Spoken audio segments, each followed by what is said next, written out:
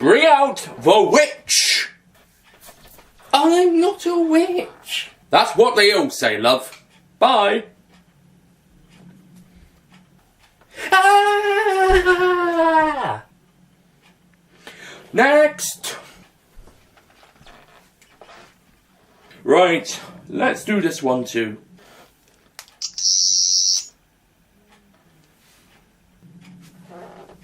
Gunpowder.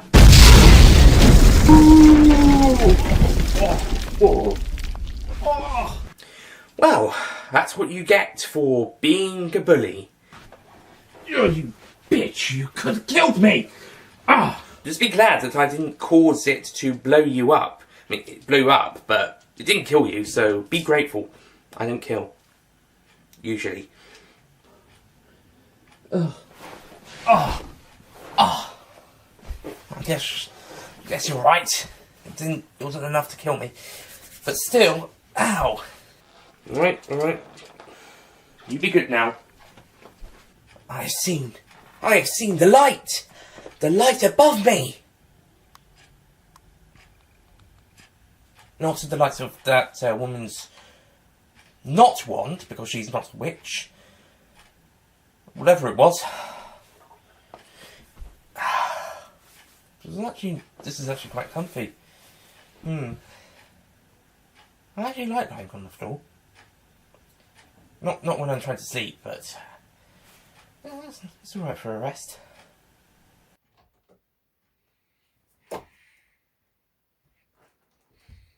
What is the meaning of this, madam? I believe you're in need of some assistance. King James! Indeed, it is I, King James. Arrived up from London specially to help you after I heard of your crusade against Satan's disciples. Apologies for the intrusion and also for the deception. A lot of people want me dead. After all, I am the king. I'm quite well known and I need the disguise to keep me hidden both from recognition and from assassination. Also, I love the dramatics. I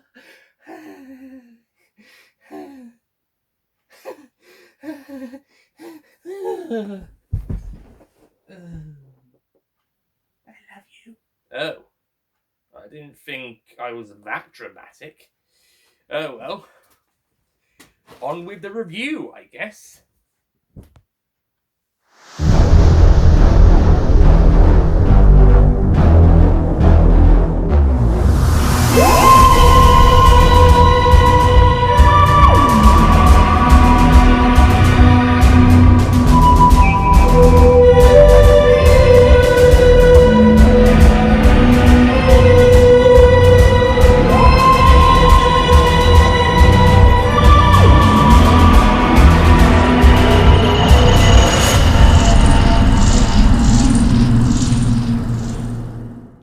Hello, ladies and gentlemen, Nick here, and welcome to my revisitation review of Doctor Who Series 11, Episode 8, The Witchfinders. Fun fact, this is the second Doctor Who story to be written and directed by women. The writer is Joy Wilkinson, and the director is Sally Abraham, who also directed Arachnids in the UK, making this the second episode, or second story, I should say, the fifth episode, to be written and directed by women in both roles. The first time since 1983's Enlightenment, which was the first story to be written and directed by women. And next series we'll have a few more episodes. If we're lucky, we might even have an episode that's written, produced, and directed by women. That'd be interesting. So, The Witchfinders, the plot of this episode, sees the Doctor and company arriving at Ballahast Crag in Lancashire, where there are some witch trials being taking place. When they arrive, it is the 36th said witch trial in as many consecutive weeks, or over a period of time, at this village. The trials are being undertaken by the local landowner, Becca Savage, who is trying people who she believes are witches working for Satan due to Satan supposedly cursing their land, crops failing, animals dying, illnesses, etc. The usual stuff that people believed back in the medieval and Tudor and Stuart times, that there were witches around England and Scotland and Wales, and probably Ireland as well. from the Middle Ages through to the end of the Stuart era. They believed in witches, and there were massive witch hunts, especially in the Stuart era. King James, who appears in this episode, that's King James I of England and VI of Scotland, was big into witches, which is probably why he plays such an important role in this episode. But yeah, basically Becca Savage is trialing people who she believes could be witches, and they all end up drowning in the ducking pond because they are not witches. And if they were witches, then they would be hung because they didn't drown. I don't know what is actually the better outcome: being drowning but being proven innocent, or not drowning but then being taken to be hung. And again, if they were witches, if they were able to survive drowning, could they survive hanging? Honestly, during this period, a lot of people died because of mass hysteria and people just snitching on people if they just didn't like or they thought were witches, and so those innocent people died. And especially women, quite a lot of women died. There are a few men, I think 2 men were recorded to have been tried for witchcraft and executed, but it was certainly many women, especially older women, who were claimed to be witches by people around the villages and towns, and were tried and either died during said trial, if it was like the ducking stool, or were executed. So yeah, just on the grounds that people thought they were witches, and they weren't. There wasn't really proper evidence to support it. This is not a nice period of history, and once again, Doctor Who is brave enough to tackle such a topic, like it did with Rosa and Demons of the Punjab. This time round, as mentioned, Becca Savage is trialing people that she thinks are witches, and ducking them in the pond, but none of them survive the ducking. The Doctor does attempt to save the one that we see at the opening of the episode, but she ultimately fails. I do have to then quickly mention, Becca, you say now we have no way of knowing whether said person who was ducked was a witch or not. Yet said person drowned, so I think it's pretty clear that they weren't a witch. So Becca, you really need to wake up. Then again, I could say that quite a few out the episode, but actually, Becca has an ulterior motive for executing this woman above all the others as well. But more on that later. She also wants to attempt getting rid of the granddaughter of said character. But firstly, I think it's pretty obvious that said granddaughter wouldn't be a witch if the grandmother wasn't. Well, maybe not automatically obvious, but I think it's safe to assume. And secondly, you've basically just had one execution. You don't need to do another. This isn't a criticism against the episode, by the way. This is just something I would probably say to the character if I was right in front of them. Anyway, so the Doctor and company pretend to be Witchfinders, and they join Becca in trying to find out what's going on. And King James arrives to also help out in trying to find out what's going on and basically kill all the witches. And he and Becca kind of go a bit mad, where they basically are up for killing everybody if it meant cleansing the lads. Well, guys, calm down. You don't have to kill every single one of them. So with the Doctor and companions investigating, they notice some things aren't quite right with Becca, and some mysterious things are going on in the ground around the village. These tentacle things are coming out. Coming up from the ground, and some of the dead people have come to life in a sort of zombie-like state. And of course, when the Doctor is doing her investigations, Becca and the King start to believe that she might be a witch due to her sonic screwdriver, and so attempt to try her for witchcraft. The idea of doing a story like this would certainly work more with a female Doctor if you were to put the Doctor in danger. I think this was one of the things people might have thought about a story might do with a female Doctor when Judy Whittaker was cast. They would think, female Doctor, witchcraft, story about the Doctor being accused as a witch, and stuff like the civil rights movement, or a story set in American southern states between 1900 and 1970 would also be something some people might automatically think for a black Doctor. Or a story in the apartheid or the Windrush situation. Yeah, believe it or not, we can actually explore new story ideas with the Doctor changing genders and race. Who'd have thought? As mentioned in this episode, the Doctor is accused of witchcraft. However, it does come after she starts to suspect Becca of doing something. So Becca manages to turn focus onto the Doctor and make her look like the guilty one. And over the second third, Becca is starting to look more and more dodgy. And over time, it's apparent she is just killing people for the sake of it. And she's being more of a bully and getting a bit crazy about it. And it turns out that underneath Balhag's Crag is a prison for this race of warriors known as the Morax, and they have infected Becca when she chopped down their key to the prison. And they've also infected some of the dead people, and they want King James to infect so that the king of the Morax can take his body, as the Queen has taken Becca's. And I think with Witchfinders and witch hunts and witch trials, it's really down to two things. You could either do a pure historical, or you could do sci-fi. And whilst I think you could get away with a pure historical in this situation, you would have to be careful to not disrespect the people who were tried for witchcraft, who died because of those trials. But at the same time, you can't say there were actual proper witches at the time, because that would also be very disrespectful. You can't even have alien witches like the Carianites or those things from the Audio Necromantia, because that would also be disrespectful. So having a different type of alien being involved is a better way to do the sci-fi angle of this story. And whilst you could have done the pure historical side, I think we actually get a bit more of a juicy plot with the alien stuff, with the alien things. It's really only when we come to the actual alien reveals does it actually go downhill with the sci-fi element of the story. But the historical element is fantastic. Again, great emotional and dramatic moments from the story and the characters, just like we had in Rosa and Demons of the Punjab. It handles the historical side really well.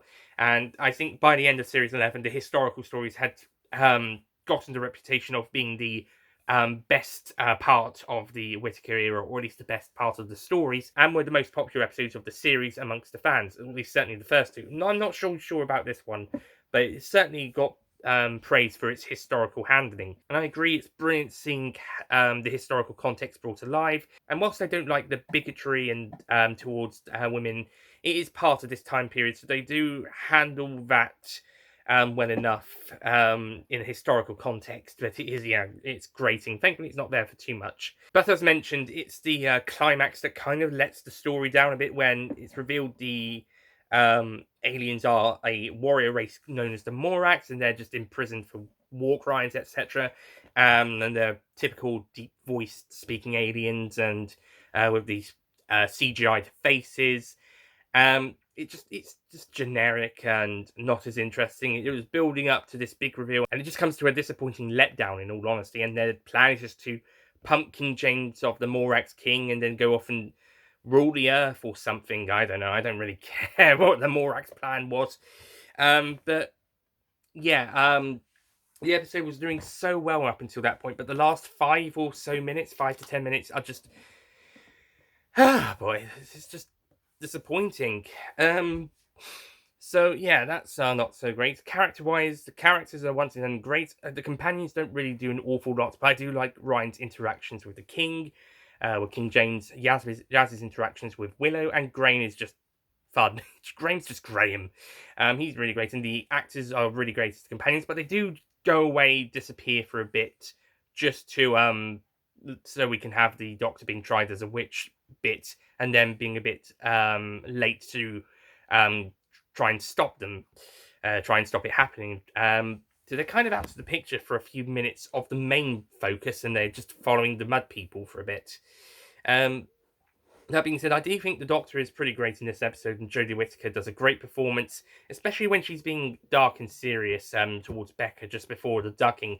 I do have to feel sorry for her. She gets wet twice over the course of this story. As for supporting cast, Becca Savage is a horrible character. I mean, she starts off as a bitch, then she starts to get a bit more sympathetic, then she starts to get a bit crazy, and then she's the villain, we can tell, and she's trying to move the fault over to the Doctor, and then there's nowhere to run, and yeah, she has to basically flat out admit it, and then gets turned into the Morax Queen. That last one, but the rest of it, really great. not my favourite character, obviously. She's not supposed to be likeable, apart from that bit where they try to make her sympathetic. But great writing in making a character we don't like. We've got to have characters we don't like. Otherwise, there'd be no conflict between characters and audiences. But the actress does a really great job. Alan Cumming is deliciously great as King James. He is very hammy. He's a very hammy portrayal of King James, but it's so fun and so delicious. And the character of King James is well written in this episode. And there's also some pretty good serious moments as well, like when he's talking to the doctor when she's tied up, or when he's talking to Ryan. But there is quite a few harrowing moments in this episode as well with him.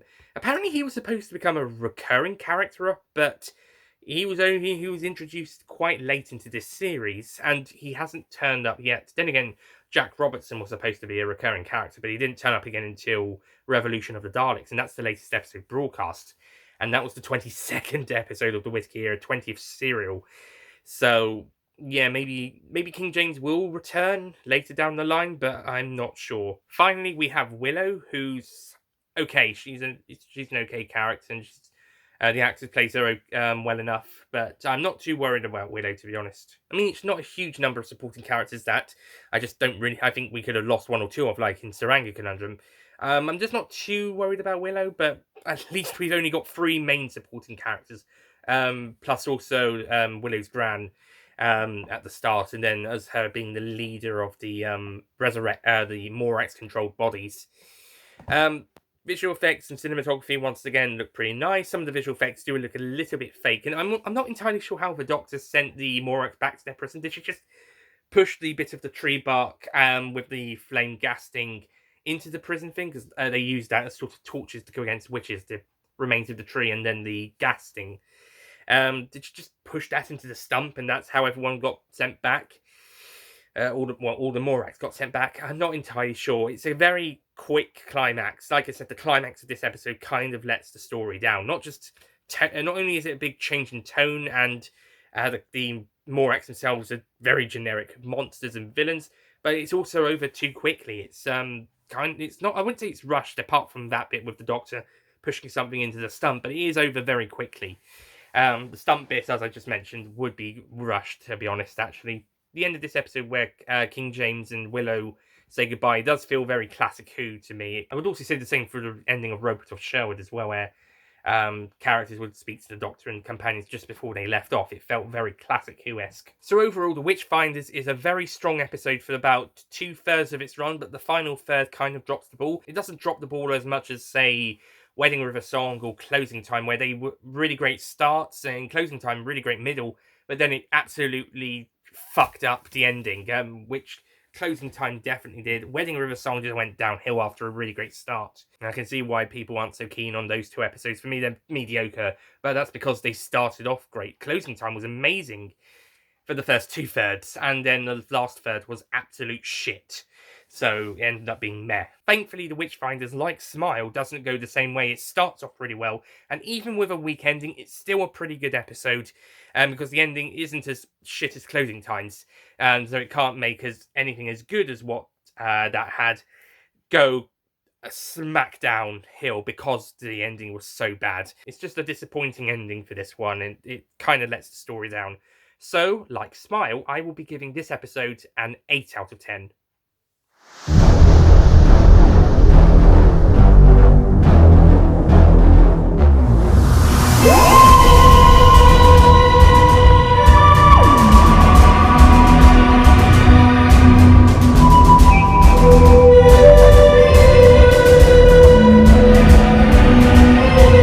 We had near Rosa and Demons level build up with the start, another historical tension-building story where the main character or characters were put into a dangerous situation. However, once we got to the third, it went a bit downhill. The aliens were generic, deep-voiced CG alien creatures, and then it hurried to get to the end, and it didn't feel that great. I can see why they went for a sci-fi approach for the story, but once we got to the parts that were more sci-fi focused, it ultimately kind of fell flat, and maybe this episode should have been a pure historical without disrespecting anybody. But yeah, It's just it's a disappointing climax. And this is probably why this is my least favourite of the 5 historical stories of the Whittaker era. It's just this letdown finale. Then again, I have to rewatch Nikola Tesla's Night of Terror again before I make that final decision. So that's it from my revisitation review of the Witchfinders. Oh, by the way, this is the same score as from my 2018 review, but I might like it a little bit more now after rewatching. Thank you for watching. I'll see you guys next time for an episode that has actually shot up in opinion since my previous review. It Takes You Away. I'll see you guys then. Goodbye.